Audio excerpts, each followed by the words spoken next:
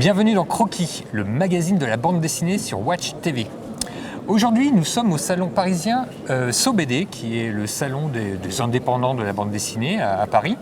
Et nous sommes venus voir Vincent Pompetti. Alors Vincent, bonjour. Bonjour. Vincent, vous êtes l'auteur d'un album qui s'appelle La Guerre des Gaules, que vous avez fait, que voici. Voilà. Donc c'est le deuxième tome. Et en fait, on vous connaît aussi auparavant parce que vous aviez travaillé avec Tarek, qui est aussi le scénariste ici, sur Sir Arthur Benton, donc cette fameuse histoire d'espion durant la Seconde Guerre mondiale. Ouais. Et donc cette fois-ci, c'est sur la Guerre des Gaules. C'est-à-dire, c'est le livre de César ? Oui, exactement. Alors oui, d'abord, donc, pour revenir sur Sir Arthur Benton, donc, il y a eu 2 cycles et j'ai fait le 2e cycle sur la guerre froide. Le premier, c'était Stéphane Perger. Donc là, je travaillais depuis longtemps avec Tarek, on s'entend très bien, tant sur le plan professionnel qu'en amitié, on habite la même ville, donc ça c'est très très bon pour le travail. Et donc la guerre des Gaules, ça fait longtemps qu'on mûrit ça. Tous les deux, on est passionnés, entre autres, par l'Antiquité. Et les 2 choses qu'on préfère dans l'Antiquité, c'est les guerres puniques et la période césarienne, avec la fin de la République, la guerre des Gaules, et donc la mise en coupe de la Gaule par les Romains. Et donc Et alors, c'est la Guerre des Gaules, c'est le livre de César. Ouais. Et là, en l'occurrence, c'est la bande dessinée du livre de César. Oui, on l'a fait en diptyque, parce que c'est vrai que le commentaire de la guerre des Gaules, c'est très dense, c'est très martial, c'est très intéressant, mais bon, et puis les batailles se répètent. Le point de vue de César, il est unique dans l'histoire, on en a très peu quelqu'un d'aussi important dans l'histoire que César, qui écrit lui-même ses mémoires. Mais en même temps, on peut pas il faut prendre un parti pris, l'assumer, et entre autres, de sélectionner les moments qui nous paraissent les plus importants et de faire une synthèse sans moderniser, parce que c'est moderne en soi. Parce qu'on retrouve un jeu d'alliance, des trahisons, des intérêts géopolitiques qui sont très modernes dans les mécaniques de... Et alors, ce qui m'a surpris dans cette histoire, c'est que en fait, Vercingétorix c'était l'allié de César. Oui. Ça, c'est incroyable. En fait, c'est pas nouveau, c'est plus qu'une théorie, mais c'est vrai qu'on est resté, ça fait très peu de temps finalement que l'humain s'intéresse à son passé, et donc il y a beaucoup de choses à dégrossir encore. Et Vercingétorix, en fait, il a été très vite instrumentalisé au XIXe siècle, donc on a plein d'images qui sont fantasmées sur lui, mais en réalité, depuis très longtemps, on peut subodorer quel était son rôle. Les historiens romains, même si leur fiabilité, on peut toujours la remettre en cause, de toutes les époques, les historiens romains, donc en s'appuyant sur les textes de Tite-Live, qui sont ce qu'ils sont, mais bon, on parle toujours de Vercingétorix comme un allié qui trahit César. C'est un peu son Brutus gaulois, parce que c'était la mécanique de l'époque aussi. On va en Gaule, c'est pas pour tuer tout le monde, c'est pour réorganiser les choses. Donc on a des alliés locaux, et les alliés, c'est parmi la noblesse. Et Vercingétorix, c'est donc le fils de Celtilos, un très célèbre chef gaulois qui s'est fait tuer parce qu'il voulait devenir roi d'ailleurs.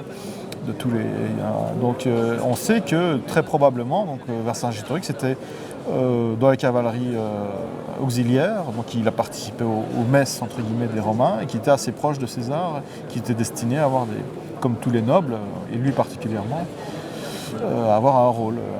Et alors on est un petit peu, c'est Game of Thrones. On a plein d'ethnies différentes. En Gaule, il n'y avait pas les Gaulois, il y avait donc les Helvètes, les Belges, les Arvernes, les Aquitains. Et en fait, toutes ces ethnies se bagarrent finalement. Et César arrive, oui, c'est ça. Alors César fait des alliances. C'est vrai que c'est une sorte de tyran éclairé, c'est-à-dire qu'il est très intelligent et il a parfaitement compris le jeu des alliances, les jeux de pouvoir, d'intérêt. Et il sait que c'est pas la Gaule, c'est des nations, des petites nations qui sont morcelées, qui ne s'apprécient pas entre eux. Les Séquanes n'apprécient pas forcément les Arvernes. Il y a beaucoup de tensions, des conflits, et même les Gaulois sont menacés par les Germains. Les Germains font un genre de raquette aux Gaulois. Si vous nous donnez ceci, sinon on va venir, et puis finalement on va venir quand même. Donc, tout ça est très moderne, c'est un peu comme le Moyen-Orient aujourd'hui quelque part. Il y a beaucoup d'ethnies, de morcelées, des mosaïques. Et César, il va jouer avec ça, il va faire des alliances, certaines ne tiennent pas non plus, on se retourne contre lui, et puis ça revient. Donc c'est très très complexe en fait, ça ressemble... En fait le Moyen-Âge est la continuité de l'Antiquité quelque part, on voit c'est vrai qu'on s'imagine tout ça, c'est des constructions mentales finalement, parce qu'à l'époque, les gens ne se disaient pas on est dans l'Antiquité. Et alors, il y a quelque chose d'assez surprenant, c'est que finalement, de ce qu'on voit dans votre album, ça ressemble pas du tout à Astérix. On le voit des costumes qui sont totalement différents, mais même les Romains eux-mêmes ont des boucliers ronds, rouges. Les casques sont différents. Oui, bah alors vous vous êtes documenté. Oui, c'est super, Astérix, il n'y a rien à dire. Mais bon, c'est du Walt Disney au niveau du... Non, mais c'est pas une injure, j'aime bien Walt Disney aussi, mais ça n'a rien à voir. C'est des instantanés d'une époque. On n'a pas cherché à faire vrai. Alors là aussi, en fait, ça fait longtemps qu'on sait aussi dans les recherches archéologiques plus ou moins comment étaient les Romains et les Gaulois à l'époque. On le sent parfois même dans les peuplements américains qui sont très fantasmés, mais des fois on ne sait pas pourquoi, il y a un casque qui est juste, il y a un bouclier qui est juste, parce qu'on avait fait déjà les fouilles, mais on ne savait pas quoi en faire. Et puis il y a les clichés.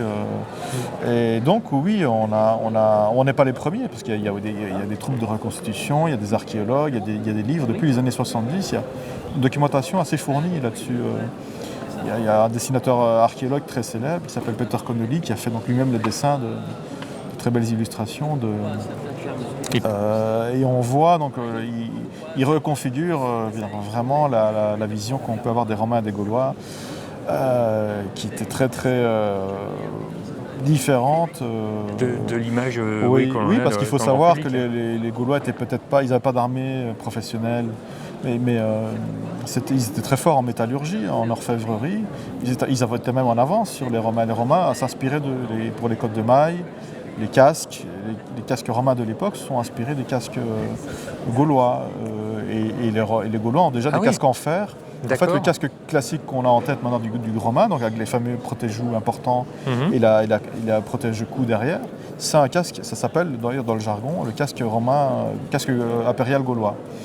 Parce qu'il est inspiré de la réforme de Octave, s'inspire directement des casques gaulois qui étaient en fer, qui étaient plus résistants et plus protecteurs. D'accord.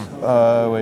Et c'est vrai que on était en fait les Grecs, les Gaulois et les Romains étaient inspirés tous les deux par les Grecs.